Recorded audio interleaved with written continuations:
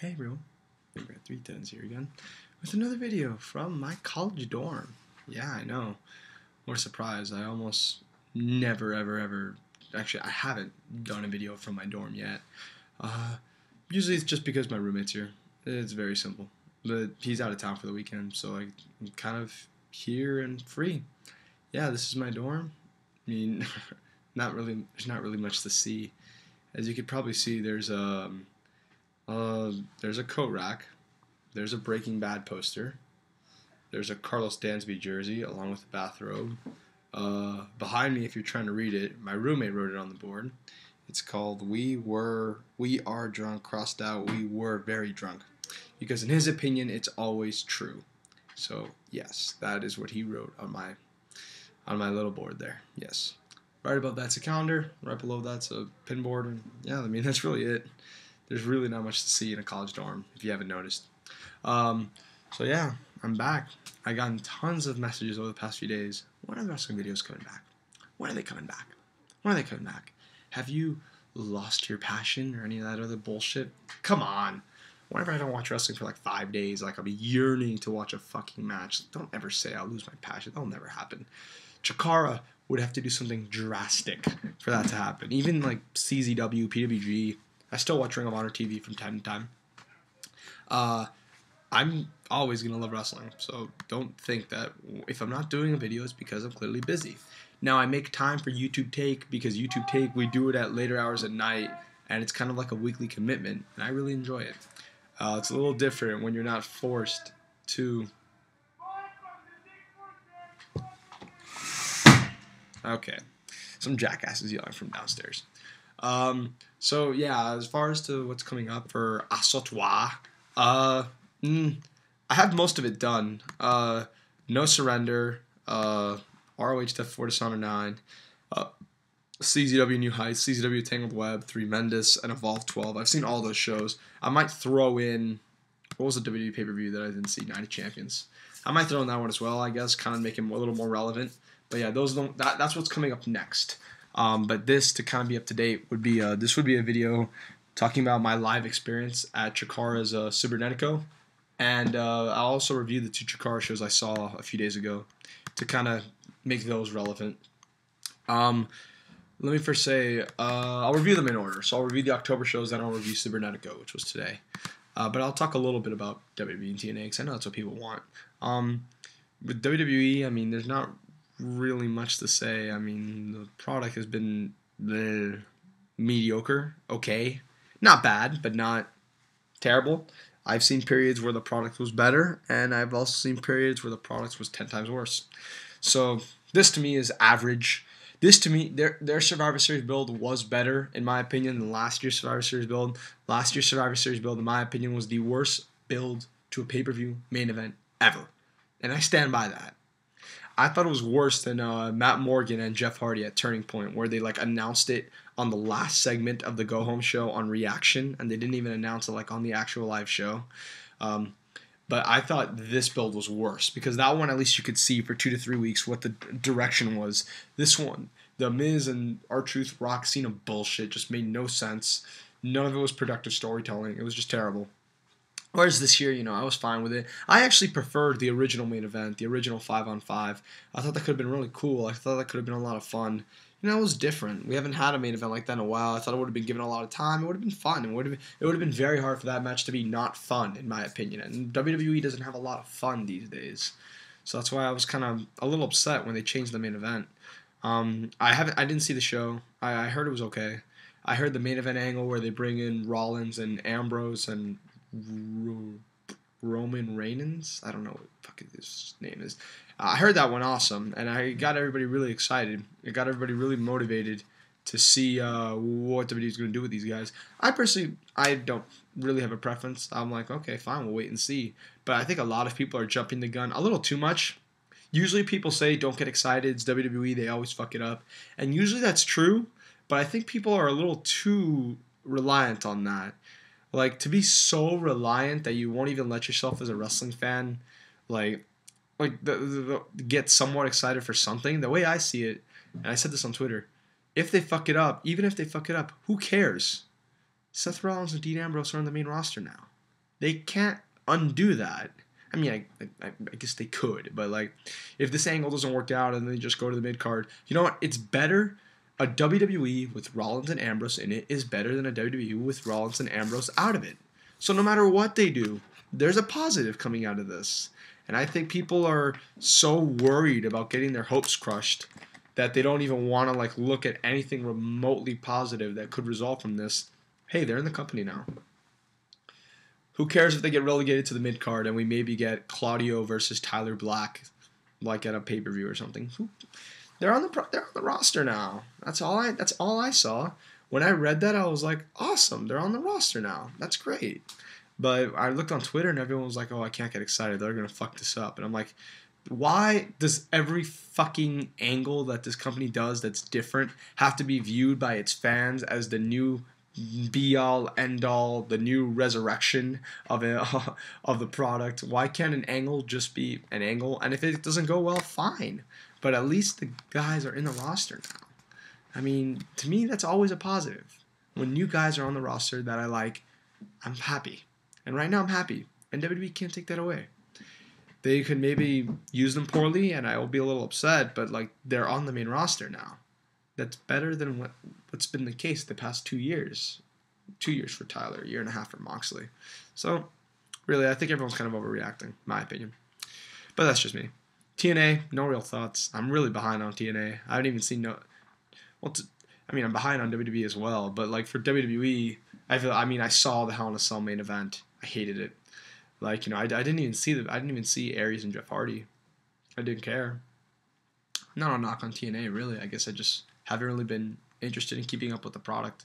I read the spoilers, I listen to Brian and Vinny, but that's about the extent of it. I don't get Spike TV here. So there's not a real way for me to keep track of it. Sorry. Alright, Chikara. I'm going to talk about Chikara for a little bit. They had 2 shows in October, Deep Freeze and Zodiac Crimes. The first show, Deep Freeze, was really good. Was pretty good, I thought. Very enjoyable show. The second show, Zodiac Crimes, I thought was no good at all, and I will not spend too much time covering that show.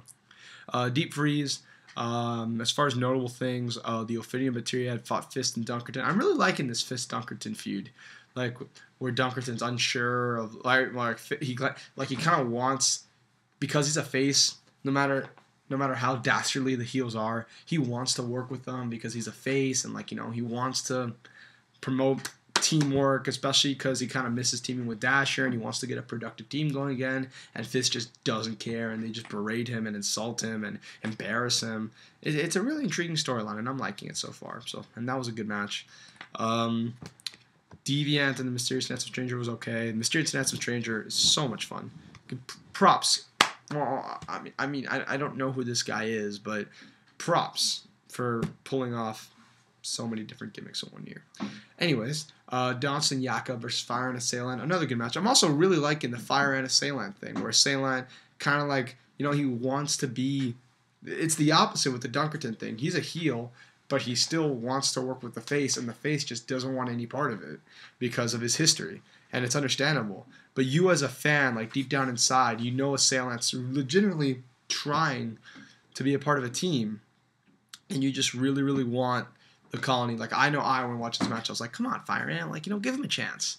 I think Quack's really good at that stuff, like making you deep down inside really want them to really, almost subtly root for the heel in a way. And I do think, I don't know where they're going to go with it. I don't know if it's going to turn back or not, but I know I found myself wanting the Colony to start to accept him. And the Donst Jakob stuff is really, really good.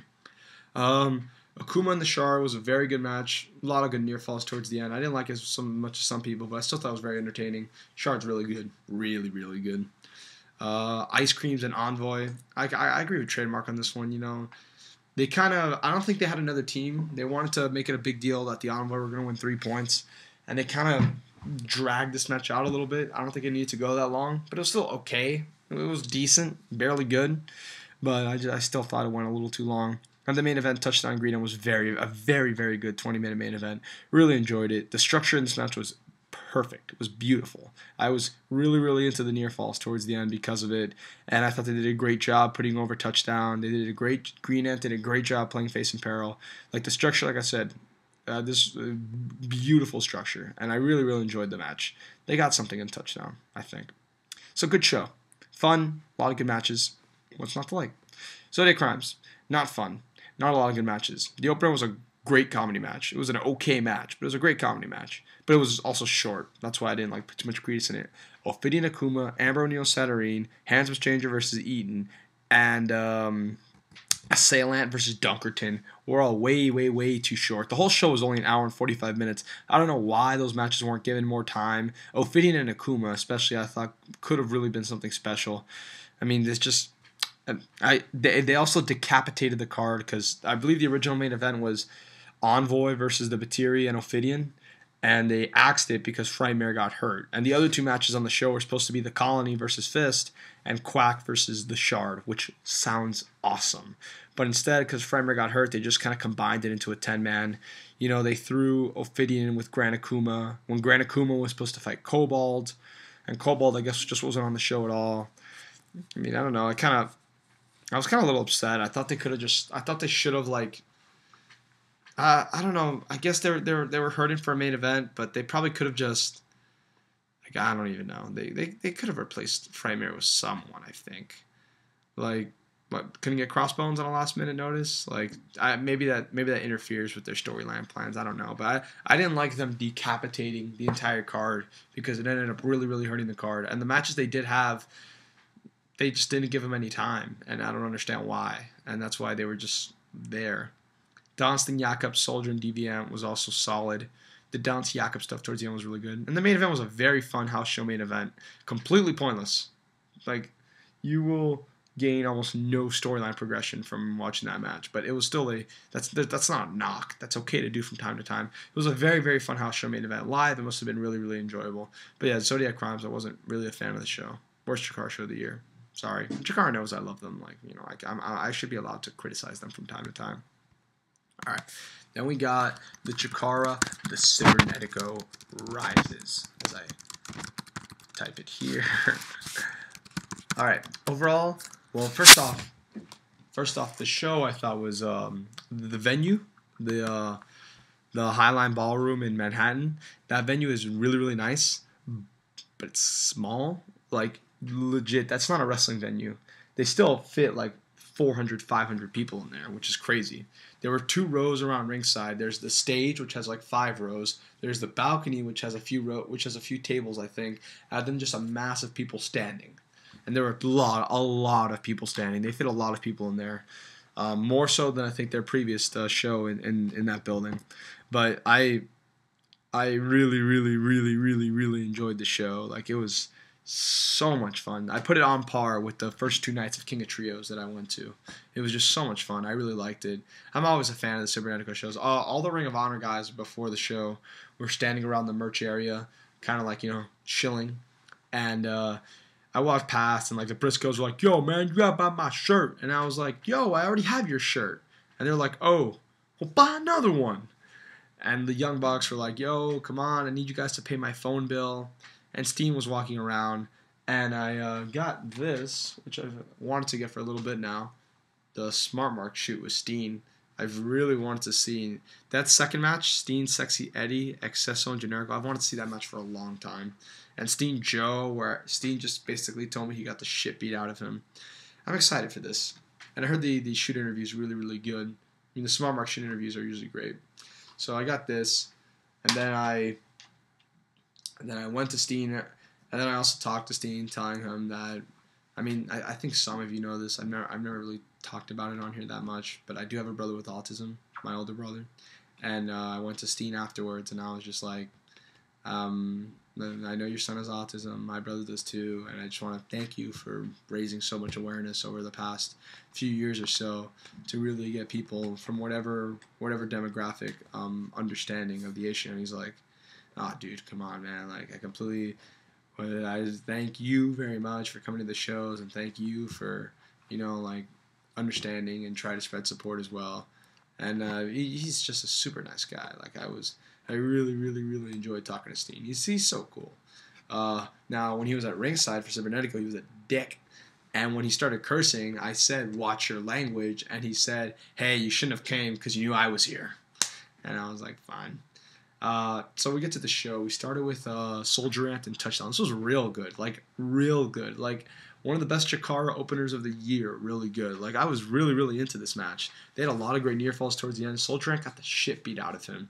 But it was just a really, really, really fun match. I was really surprised by how good it was. Great pace, great action. Touchdown was a great heel. Thoroughly, thoroughly enjoyed it. Very good stuff. Then we got the Shard and FireANT, which was also really good. Maybe not as good as the Touchdown match, but still a very good match, I felt. Shard, I mean, like I've said, he's really, really, really underrated. Really, really good worker. FireANT is great at everything he does. One of the most underrated wrestlers on the Chikara roster. I think he's probably top 3, honestly. I mean, I would put Kingston, just because Kingston's matches have so much emotion in them. I would put Kingston, Quack, and then I'd go FireANT, like right after. Yeah, over Jigsaw, over Wicked, over Ophidian. I would put FireANT right there, right behind Quack and Kingston. I think he's that good. He's just really, really, really impressive. Gargano's in my fave 5, but I don't know. He and FireANT are kind of close. I think I would actually prefer FireANT. But as far as my 5 favorite wrestlers, Bryan Danielson, Mike Quackenbush, Jay Lethal, Adam Cole, Johnny Gargano. Gargano, if you're watching, you're still in my fave 5. Don't worry. But, you know, you can't deny that FireANT's an extremely talented wrestler. So he and Shard had a very, very fun match. And after the match, the Shard was beating up FireANT. And, I will not spoil match results, but I will spoil angles. So just get ready. So, FireANT was beating up, the Shard was beating up FireANT, and Quack came out. And Quack was, like, trying to chase him off. And then Jigsaw came out, and Jigsaw told Quack to calm down. And Quack got on the mic and said, listen, these people are injuring our guys. Because if you don't know the story, Quack took out 17 and Combatant and supposedly ended their careers. Which just leaves deviANT, the Shard, and I guess assailANT. But I guess assailANT gets, like, a pass. I don't know. Quack was like, listen, Jig, these people are ruining Chikara. Look what they did. They just tried to take on another one of our guys. They're tearing a locker room apart. So if you don't want me to go after them, then tell me. What do you want me to do about it? What, Jig? And he just stood there. And then the whole crowd started chanting, hug it out. Hug it, a loud hug it out chant. And then Quack, like, he wasn't really going for a hug. He just kind of like put his arms out like this, like, what are you going to do? And he had his arms out like that. And through all the hug it out chants, Jigsaw super kicks the shit out of Quack. And Quack sold it like death. And the whole crowd was aghast. I didn't see it coming. No one saw it coming. I was just like, wow. Everyone was just amazed. And then Jigsaw just like kind of stood around. And then the Shard came in the ring. Jigsaw gave him a hug. And Jigsaw left with the Shard. And then there was a why, Jigsaw, why chant as he walked away. Incredible. Like, great angle. Great twist. I really liked it. I'm very excited to see where they go with that. Then we got Dasher and Icarus. This was kind of, I guess, a filler. I don't really know the whole purpose behind this. Maybe they'll continue something with it at the pay-per-view. I think it was supposed to be Saturyne and Icarus, but they changed it last minute and replaced Saturyne with Dasher. I don't know why they did that. Dasher and Icarus had a fun match. You know, it was good. Decent. I would say, like, you know, decent, borderline good. Depends. I'd have to watch it again.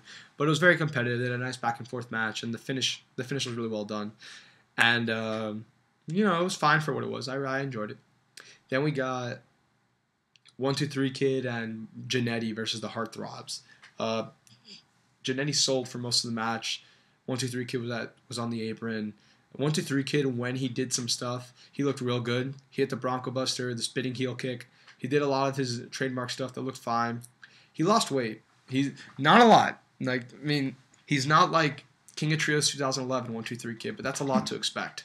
But he was much skinnier, because I remember at King of Trios this year, when he came out, I was just like, oh my god. And I had heard that he had gained weight, but Jesus, I didn't expect that.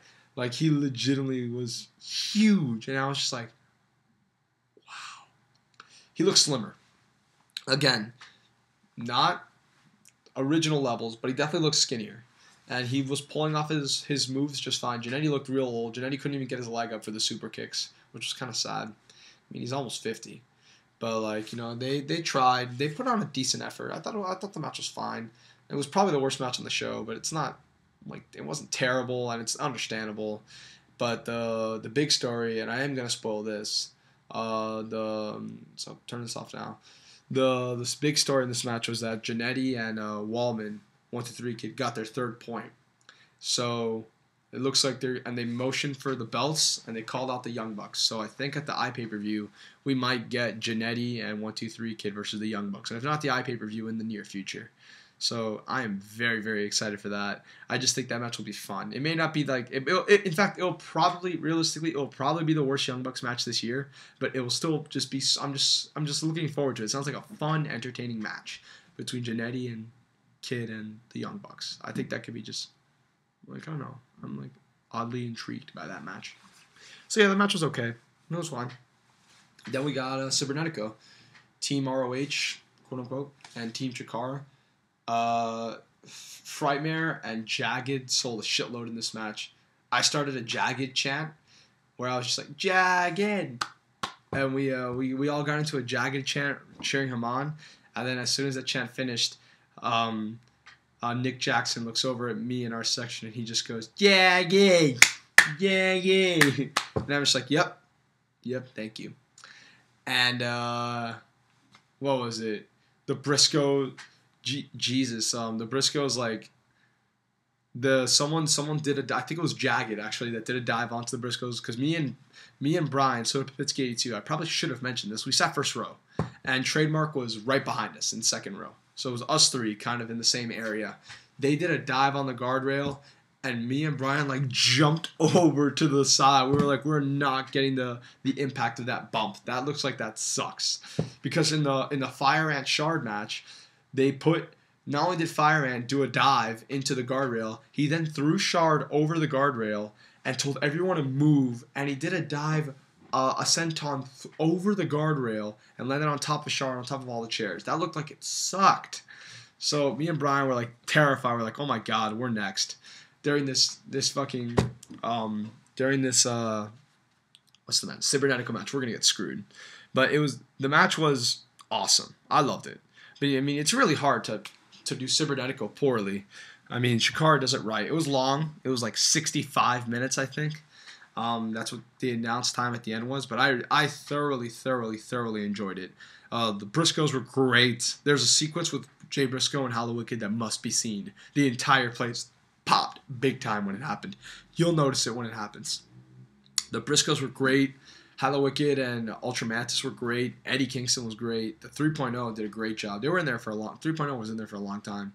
Young Bucks, they were also in there for a long time. They did a great job. I think they're building to 3.0 and Young Bucks, because 3.0 at the iPay-per-view fights Taylor and Gargano, and the winner gets 3 points. So I think they might do... I think they're trying to build up 3.0 and Bucks to be like a big deal. So I'm looking forward to that. And so the match went along as is, and... Alright, I'm going to spoil this result as well. You should just turn off the video at this point, because this is probably the last thing I'm going to say. But if you don't want to be spoiled, turn this off right now. Okay. So, it was down to mid through the match. The Young Bucks were super kicking the shit out of Kingston. They super kicked him like 5 times each. And then Kingston fell out of the ring, and it was Donst's turn to come in. And Donst looked at the Young Bucks very tentatively, like a little scared. And then Donst just runs the ropes and does a dive to Kingston. He turned on Kingston mid-match. And then at the end, it was just Kingston. It was Kingston and Donst and Steen. And Steen had Kingston on his knees, and he said, I've been waiting for this moment for a long time. This is going to be better than sex for me. And Kingston slaps him and rolls him up and eliminates Steen quickly. I think that's kind of like how ROH thought Steen would do the job. So he eliminates Steen, and then immediately after, Donst just hits him over the head with a brick and pins Kingston and wins Cibernetico. And then Donst duct tapes Kingston to the ropes, calls him a bitch, says, well, obviously not in Chikara, he won't call him a bitch. He says he's going to beat him for the title. He has 2 weeks' notice, and he starts berating Kingston. And then Bryce, he was going to attack Kingston. Bryce stopped him. He then grabbed Bryce, threw him out of the ring, and then hit Kingston with the title belt while Kingston was tied to the ropes. And then after Kingston recovered, he got on the mic when Donst left, and he said, in something Connecticut back in 06 or 07, I created you, and now in Philadelphia, Pennsylvania, I will end you. So we got Kingston and Donst as the main event for the iPay-per-view in 2 weeks, which should be great. Will they switch the belts? I'm not sure. I'm still debating. They might, but I also think they might want to do I think they might want to give Kingston the Samoa Joe like more than 1 year type reign, but we'll see. I'm not totally convinced yet. So yeah, Donst Kingston. I think we're getting Jannetty and Waltman versus the Bucks. If that's not at that show, that's like that's very early into season 12, season 11, season 12, I think. So we might get that match. We're getting the Batiri versus the Envoy 5-on-5, the war to settle the score. We're getting Taylor and Gargano versus 3.0, and we're getting ACH versus Touchdown in the Young Lions Cup rematch. It's a great card so far. I'm really looking forward to it. And I don't think we're going to get a single with Quack and Jig. I think they're kind of saving that for like the June pay-per-view. But I do think we're going to get like maybe Jigsaw, the Shard, and deviANT versus Quack, FireANT, and GreenANT. And maybe because FireANT's hurt, assailANT has to take his place. And like, will they trust assailANT type deal? I don't know. I'm just speculating. But very, very fun show live. The main event was awesome. The first two matches were really, really good. The Dasher match was fun. And the Waltman and Jannetty match, it was okay. And it's always nice to see Sean Waltman live. So it was a very, very good show. I really, really enjoyed it. Check it out when it comes out on DVD. And Deep Freeze, really good show. Zodiac Crimes, pretty skippable. But good show overall. And I'll promise you, I'll be back with more wrestling bits soon. I'm Big Earth 10. Goodbye.